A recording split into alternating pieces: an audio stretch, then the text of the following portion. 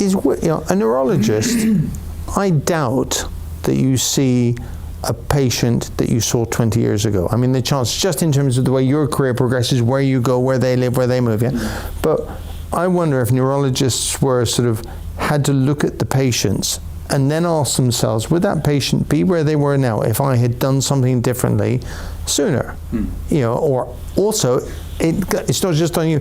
Patience, you need to engage with it, you need to eat better, lose weight, all these kind of things, and you think, if somebody's sitting there, eating a hamburger, smoking a fag, and doing no exercise, maybe that's what got them to their state where they were, and the doctor could have done nothing.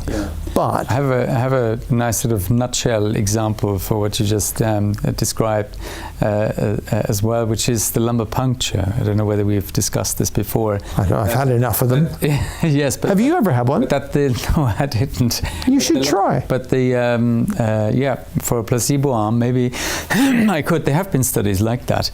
But I mean, one of the key hurdles for lumbar puncture has obviously always been the side effects of that, not necessarily the procedure itself, but the headache that is positional, but there's for decades it is known that the risk of that can be reduced significantly by using the atraumatic needle system, and also lying down for half an hour afterwards. Yeah, well, that even doesn't make a huge difference. So I'll tell Wafa.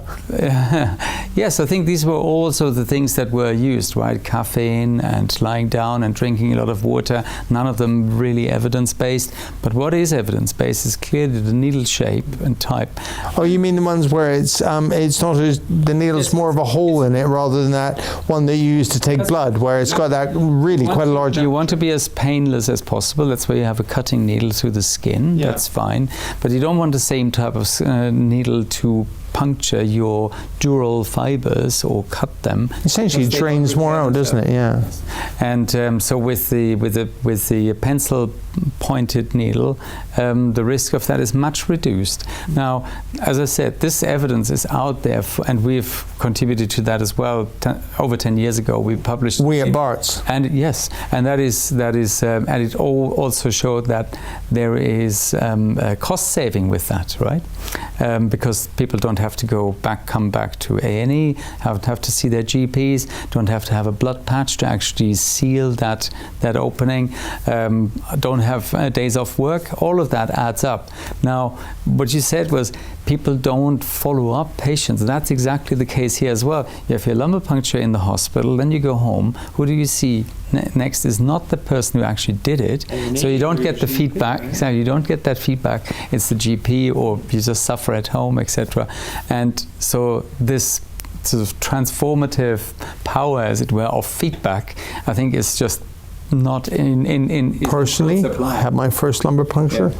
All went fine. I go to work the next day. Yes. I was living in Windsor. I was up in Northampton, and I'm driving home, and I got the most. I could barely get the car into the lay-by, but I thought, geez, I'm going to write the car off and take me or other. And then all of a sudden it passed. It took me 3 hours to get home because I kept having to look for lay-bys because all of a sudden these crippling headaches would come. Yes. And you just... Did you have double vision as well?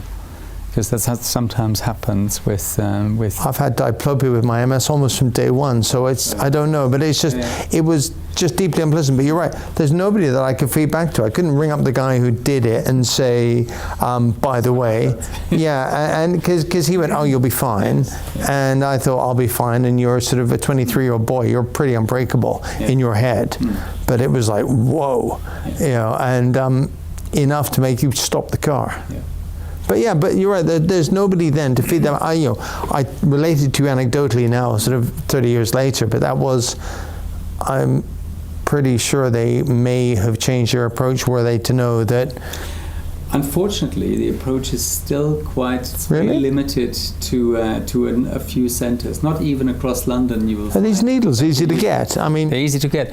And one of the things is again another disconnect we found out during the study we did was that obviously the commissioner who orders the needles is only looking at the price of the needle, but not the whole overall package.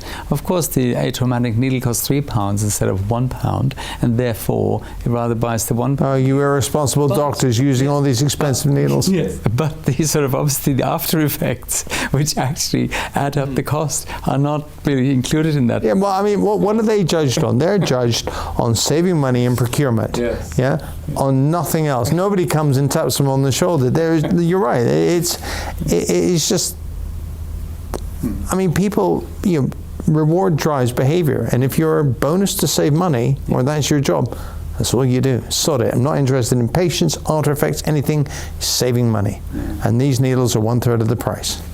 Who's this loony ordering these expensive needles? No way. Yes. But yeah, it's So I do wonder whether we. It's like the long-term cost of neurological conditions. We have a 5-year electoral cycle in this country.